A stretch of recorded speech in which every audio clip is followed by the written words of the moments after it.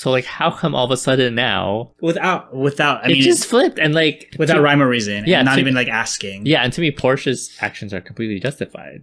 Like, they should all have been surveilling Tawan. Yeah, from the beginning. From the beginning. Hi. Hey! We just watched episode 9 Of KinnPorsche. KinnPorsche. So Kept us on the edge of our seats. Yeah. Like, look at Connor. He's Yeah. on the edge of his seat. if you're just watching this on YouTube and haven't subscribed to our Patreon, we're back. In Vegas. Oh, no, not Vegas. Where are we? We're in Atlanta. Where are we? What year is this? It's been such a whirlwind Who are the we? past few weeks. Yeah, we flew back last Thursday on a red eye, and it was exhausting because I decided to go to work the next day, straight from the airport. Yep. Which was a big mistake. So the past... Yeah, we literally came home, you showered, and then I took you straight to work. Oh. So for the past day or two, we've been trying to catch up on sleep. Yeah, it's Sunday right now, so this whole weekend we just slept. Anyway. Ugh, gosh. But yeah. So Anyway. we caught up on KinnPorsche tonight. We're on episode 9. Episode 9. Before we get into it, we want to once again thank you to all our Patreon supporters. Thank you very much. And for everyone else still watching us here on YouTube, we want to just say thanks for your patience while we got everything together. So Let's get into it. Let's get into it. So Let's this just episode... Start from the beginning. So we meet Tawan. He's Right. not a ghost. He's not a ghost. He is alive. He just happened to be stumbling around town for some reason. And sneakily coming into Porsche's vision with Kinn not seeing him. Yeah. That's kind of weird. But And then we find out that I guess he survived being shot. which we still don't know the full story on. Yeah. It's still like he said. Yeah, we were trying to formulate ideas like maybe the Italians gave him a vest, Bulletproof vest or something. or whatever, or maybe they fished him out of the river after Kinn tossed him. Yeah, into they have to it. explain. That was right. There's a lot of things in this episode that I was getting so mad about. But anyways, we see Tawan and he gives like the backstory of being held captive, or his family, his loved ones being held captive by the Italians, which is why he had to betray Kinn, but he still loves him, obviously. Supposedly. Or supposedly. Yeah, I don't trust Tawan. I don't trust him either. He tells Kinn, I have more evidence of who this mole is, or who's behind the Italians. Yeah, who's behind the Italians. Which I think there are a bunch of hints saying it's the Minor family. Yeah. I mean, who else would it be, right? Right. Has to be the Minor family. Because there were even some dialogue from Vegas that kind of hinted like it's probably the Minor family. Somebody in the Minor family. But anyway, so what happens after that? So So Tawan- they do a vote. The family does yeah. a vote, and they vote to free Tawan, yeah, it was either kill him or free him. or like protect him, right? Yes. Tankun was the only one who was like, kill this guy, and everyone else was like, or at least Kinn was like, let's see where this goes. Which made me mad because what basically happened was he became like a guest of honor. Yeah, he wasn't even like a prisoner. No, He was because a prisoner for like one day. you could keep him as in my mind, I'm like, you could still keep him as like a prisoner and protect him, but not treat him like he's royalty. like, yeah, he had like, because Porsche's waiting on him hand and foot. he had room service, he had free reign to their snack bar. Clearly. Their midnight snack bar. A freaking presidential suite. Uh-huh. And this happened later on, but like Kinn goes to him and he's like, hey, I protected you, so now where's that evidence? He waited like a good amount of time instead of like getting that evidence right away. And what I don't understand is like Kinn could have just forced him to tell them they're mafia. They're the mafia.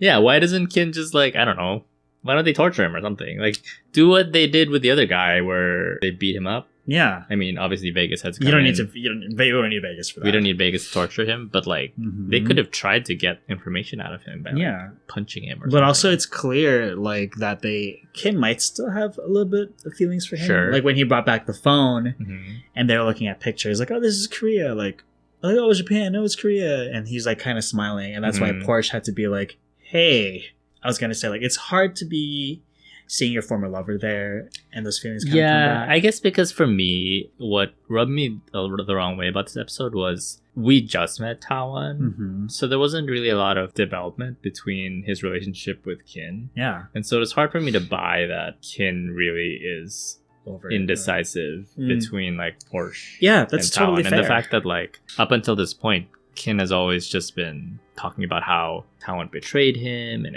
it like hurt him a lot. Yeah, for sure. But I feel like a lot of this episode, especially like towards the end, like Kinn ends up taking Tawan's side. Yeah, for sure. Which didn't didn't sit right with me. It wasn't like that wasn't organic. That wasn't a good narrative choice. No, yeah, me neither. And I don't know if Kinn is just I don't know, maybe he's playing Tawan. Maybe him and Portia have this like that's what I'm mastermind kind of 4D chess piece where they're manipulating Tawan. Yeah, I'm hoping something like that is happening where Kinn is trying to like get more information out of Tawan and lure him into a sense of complacency. Oh yeah, like luring him into thinking that he's in a powerful position. Yeah, when in fact he's not. I don't know. A lot of it didn't sit well with me. Yeah, I'm getting so tired of like this like love quad with like Vegas is in there, but maybe Vegas likes this is just me, but like maybe Vegas likes Pete or something like that. Okay, let's talk about that. That was just like that weird side story of Pete. Kinn asked Pete to again follow Vegas. Vegas, yes.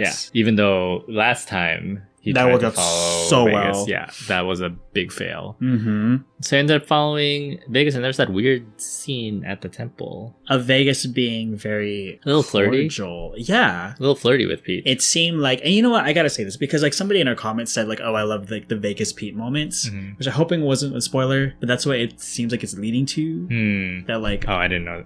Yeah, I guess that seed was planted in my mind, like, oh, it's gonna be like a romantic thing or whatever. It might not be. It could just be like someone just shipping them because of the scene.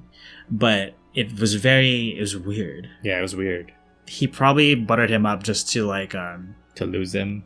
That way he and his brother could get away. Because sure, it was clear that Pete was like following them. He didn't have a good cover up. For like a bodyguard, I feel like you should be a lot better at espionage. One of the scenes that I really liked, Porsche, because he was getting jealous. He went back to the bar. And what's his name? Yok? He asked for advice from Yok about how to bring him back in. Bring Kinn back into his man cave. Yes. But because he was like, oh, should I talk to somebody else to make him jealous? And she's like, nobody does that. I'm so glad they didn't go that I'm route. So glad. If like Porsche like went and just did some childish like, oh, I'm gonna pretend I'm interested in another guy, I would have been like, oh my god, this is so dumb. Like this episode was already so exhausting to me. Yeah. Instead, he actually tries to seduce Kinn. It was just so funny. It was so funny because he was trying to pretend to be sick. Yeah, he's like, it's like, I'm so cold. And then Pete walks in all drunk. Pete comes in, and they still end up doing it, I guess, under the covers was what was implied. Pete walking in on them, it felt very like right in front of my salad, right? Type of thing. Like they still did it. Yeah, they still did it. That was a funny moment. That was a funny moment. It was back to like a KinnPorsche moment, right between the two of them, and not like a love Pentagon that's happening.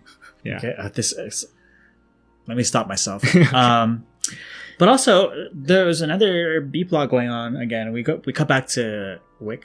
Oh yeah, and Porchay. Porchay. So sweet. Porchay finally professed his love, even though Wickham saw his stalker wall of all his pictures. Yeah, but his reaction to seeing the stalker wall was very like, oh, that's sweet and whatever. That's true. It was like, oh, this is creepy. Yeah. Yeah. And it looked like he was starting to develop feelings too, because he was sitting in his room writing, like songwriting, and he hears like Porchay's voice, and like, oh yeah, I got this. That was sweet. Yeah, that was really sweet. And it's very like puppy love, innocent. So which thank God. I know.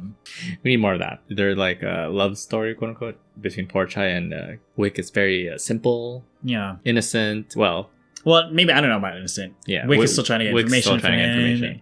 But it's a lot more simple than the love quad penta that's going on Porsche's side. I think the age gap is still kind of bugging me, but I think someone mentioned that like the actor who plays Porchay is really young too. Or he just looks young to me, so I could be I'm willing to concede being wrong about that, but that power dynamic is still weird. Like he was the tutor who's clearly not in school anymore. That's true. There's a big life experience gap. To be fair, power imbalances in the love stories are pretty common in the show.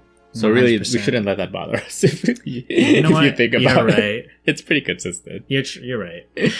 But yeah, that's basically Everything that happened. And then so let's talk about the ending. Oh God. Yeah, this came so out of left field. So basically, correct me if I'm wrong, this is my interpretation. Porche was spying on Tawan, and he didn't tell Kinn that he was spying. He didn't tell anybody. He didn't tell anybody. He even told Arm it was for like gambling or something. The casino guys. So when Kinn and Tawan end up fetching the evidence, Porche, because he was worried about Kinn, right? See, that's, as far as I know, that's his motivation, right? Yeah. He's worried, / a little jealous, but mostly worried. Doesn't trust Tawan. Yeah, that doesn't trust Tawan. He goes, and then because it's revealed that he was spying on Tawan, all of a sudden, this is my impression, all of a sudden, everybody turns on Porche. Yeah. When, like, Tawan was the prisoner. Was the prisoner. He was the one who was proven even before. Yeah. To be, like... to double cross it. Yeah. And he betrayed Kinn enough that Kinn supposedly shot him. So, like, how come all of a sudden now... Without I mean... It just flipped, and, like... Without rhyme or reason. Yeah. And not even, like, asking. Yeah, and to me, Porsche's actions are completely justified.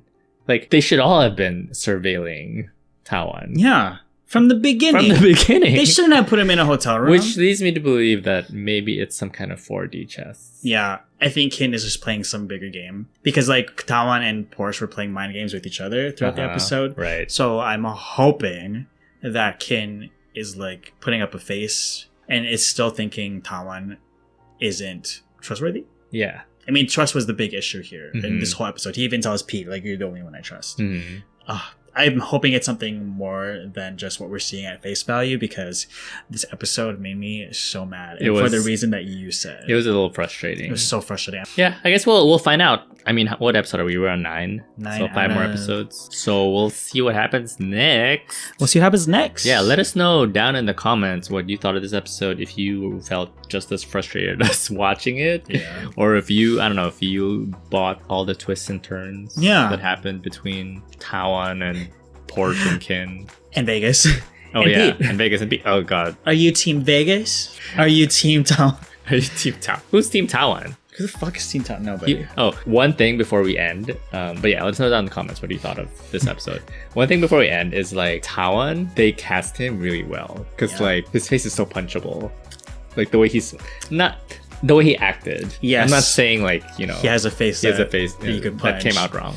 But, like, the way he acted, like, he was like a love to hate kind of character immediately. Great performance. So it's really great actor. Legit. But yeah, if you like this video, give us this video a like, subscribe to our channel. And don't forget to hit that bell button to make sure you get notified every time we post a new video. Okay, see y'all in episode 10. Okay, see ya. Bye.